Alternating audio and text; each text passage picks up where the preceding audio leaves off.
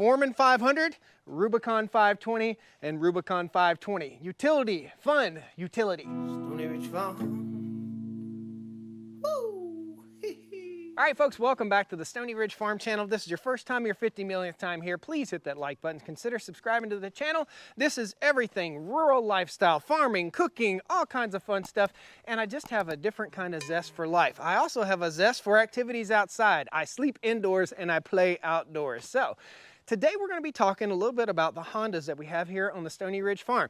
This is not a sponsored video. This is my opinion. This is what I use on the farm, and I think Honda makes an affordable, reliable ATV, and that's why I have all Hondas on my farm. My father has all Hondas on his farm. My stepfather has all Hondas on his farm, and I encourage you to have them on your property, and or if you want to use them for trail use. Now, we're not going to be breaking any speed records with these machines today. We're going to be talking about what they do and get you a little bit of footage of these machines at work here on the Stoney Ridge. So without further ado, we're going to walk through these, and we're going to kind of walk from this one to this one, and then we'll go to the center, because this one is kind of the Playmobil. This is for transportation only right now, but it will be outfitted with all sorts of stuff from the farm.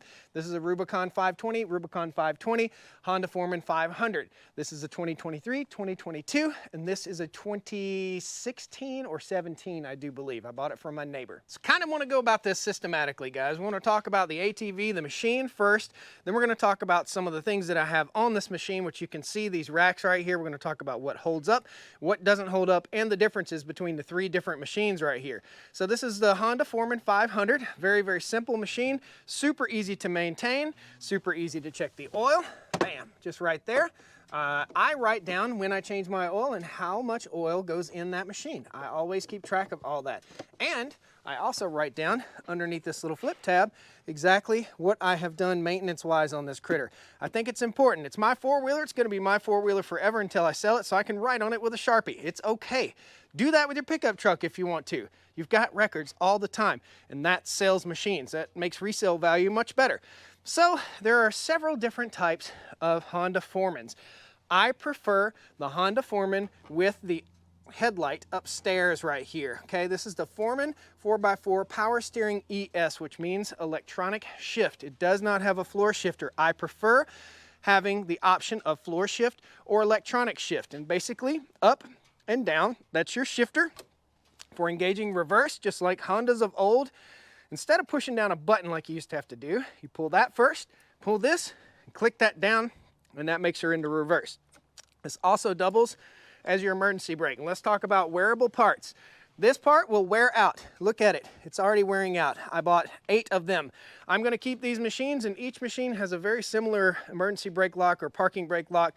So I bought a bunch of them because they wear out. This is a wear item on this machine. I don't know why. This is steel, that's aluminum, and that's just the way it is. Sometimes life throws you curveballs, so you got to figure out how to hit them. So here we got a little bit smaller seat on this machine than you'll have on the Rubicons. We'll talk about that in a second. And I am on my second set of tires on this machine. I decided to get some Wanda tires, and these are off of Amazon. I'll post a link to them in the video description. They have served me pretty well as a second set of tires on these machines. I will say this, keep your tire pressure low and your machine will ride much, much smoother. Plastics wise, we're gonna look at different types of plastics on this. So this plastic here is red through and through. As you can see from right here, it's red, it's red. It's not painted, it's not a surface that has some sort of a paint scheme on it or anything like the Foremans over here, and we'll talk about that in a second. Walking around the machine, the Foremans have, or excuse me, the Rubicons have a fully independent suspension where this has a solid axle. I've got a 2-inch ball on there, and I pull my chicken coop around with that critter. I will say it's much easier to adjust the brakes on this machine. It's just a little adjuster right there with a cow turd on it. Much easier to adjust the brakes on this than it is to adjust the brakes on those so far, but I'm learning about these. Now let's talk about the battery system right here. Batteries here, underneath right here. I always keep a rag so I can wipe my seats off. This four-wheeler is stored outside.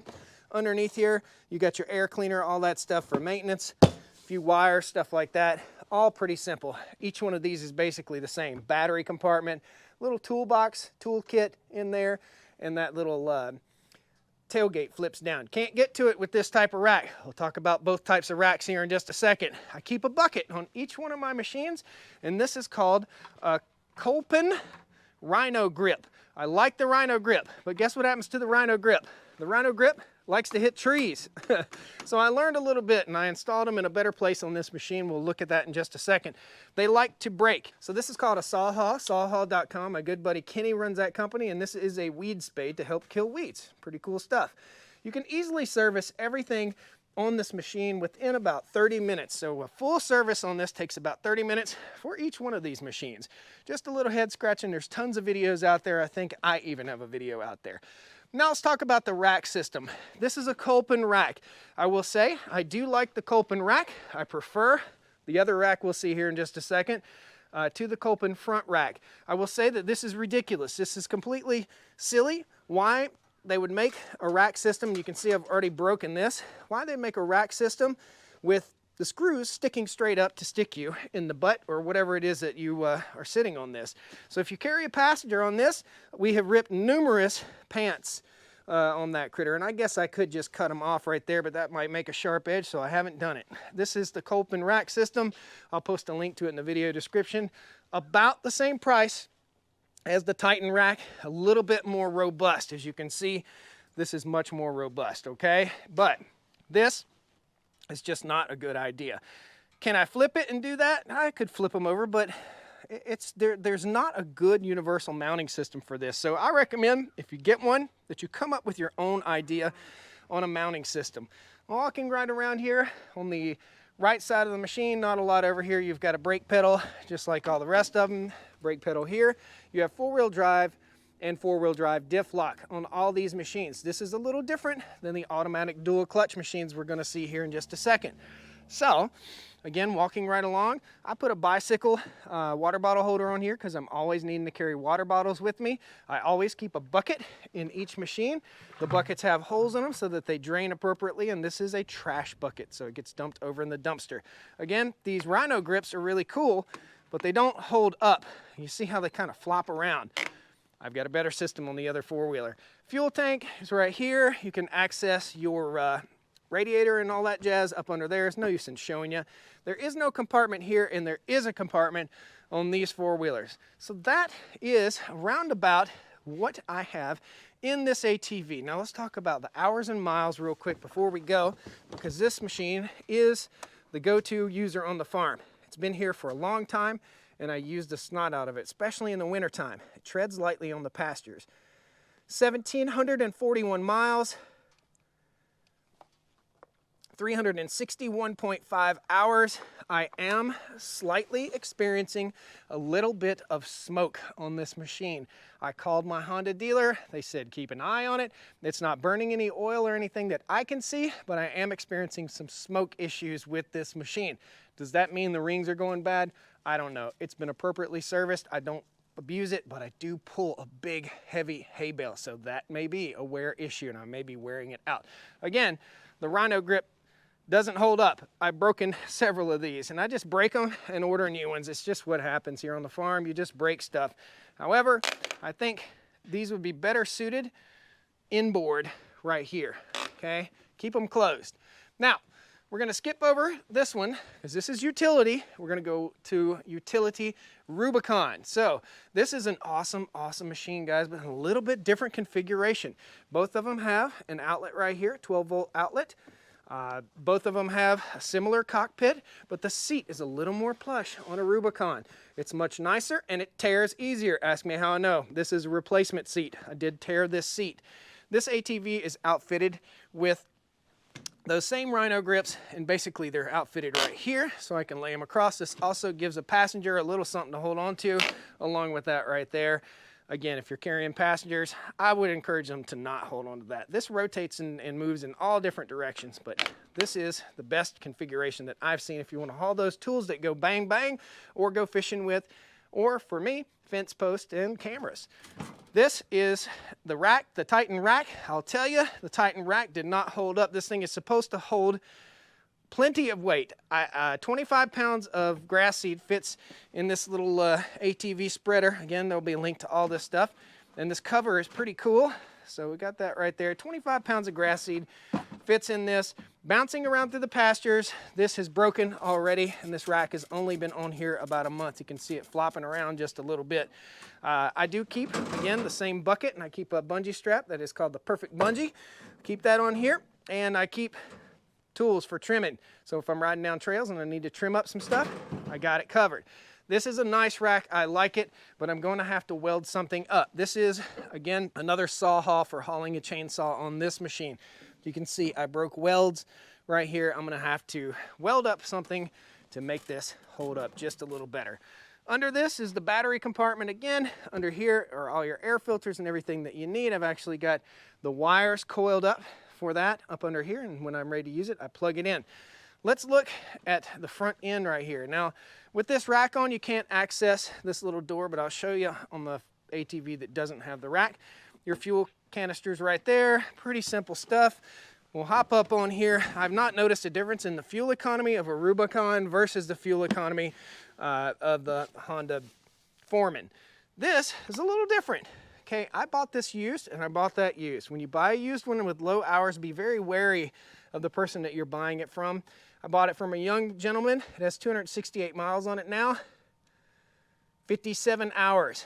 It is in no way as nice a machine as that. It's more comparable to that when it comes down to it. You can hear when we start it, it kind of grunts. Here we go. It fired right up. It did pretty good. Got a little tick, a little rattle. Not sure what's going on there. But again, it's an indestructible Honda. That's just about it. Same thing, the up high headlight. I do like this basket better, but the headlight is restricted by that basket. I guess you could cut a little dip out right there if you wanted to for your high beams. Now, looking at this, this is a little bit different. This has the dual clutch setup, and you can shift it manually. And for going into reverse, you simply boop, pull that and click. Very simple. Parking brake, simple like that. Same apparatus it looks like down there. So I anticipate that will wear just a little bit. When you turn these machines off, you want to make sure that they're out of gear. Watch. So I'll click it into drive. So now it's in drive. It will automatically shift.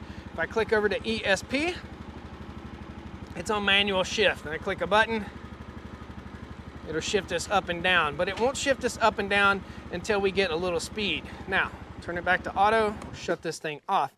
If you want added security, put your four-wheeler in four-wheel drive diff lock and leave it in gear, okay? They can't roll it. They can't roll it. They're gonna have to go through a lot of work to get it out of gear. So that's a good security measure. When you're parking it in your garage, I recommend leaving it in neutral. When I turn this on, you'll hear it. Click, okay? I hear that prematurely will wear on the transmission. I don't know it for a fact. Push button four-wheel drive, diff lock just like the rest of it. Everything is exactly the same pretty much here. Again, if you buy a used four-wheeler, pay attention. The handlebar got bent right here. Something was going on. This has a low and a drive setting. I typically use it in drive unless I'm pulling something. Let's step off right here. Now we were talking about fit and finish. You can see this is that beautiful Honda blue. What a pretty ATV. Fit and finish with the wheels. They really look nice, really sharp. However, look inside here. This is not blue through and through. It's black, okay? And I keep my remotes, garage remotes and stuff like that in there.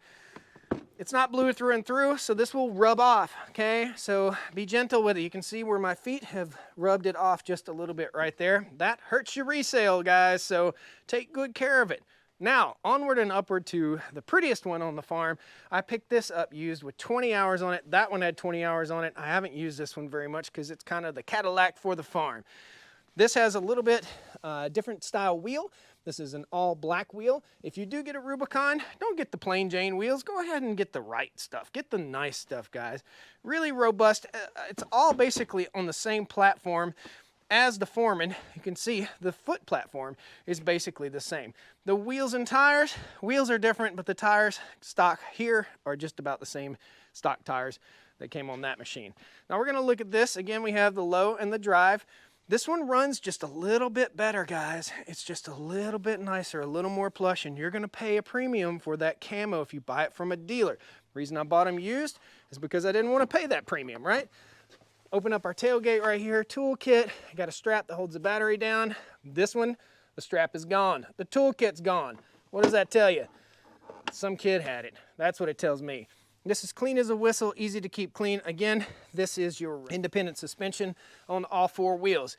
Is it a game changer? Okay, is independent suspension a huge deal?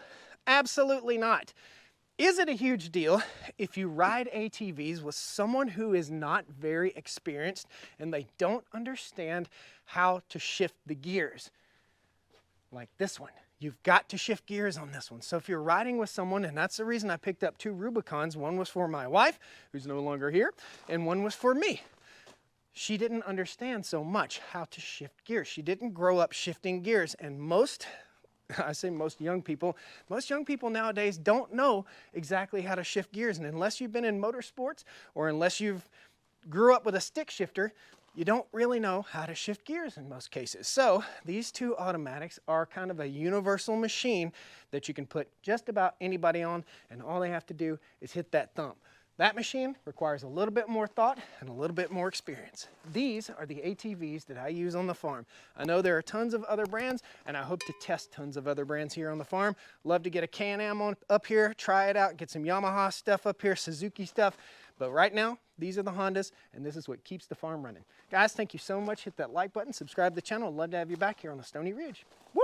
Come on down to the Stoney Ridge. Bring your wife and bring your kids. We're living life pure and sweet. That's the way it's supposed to be, Stoney Ridge.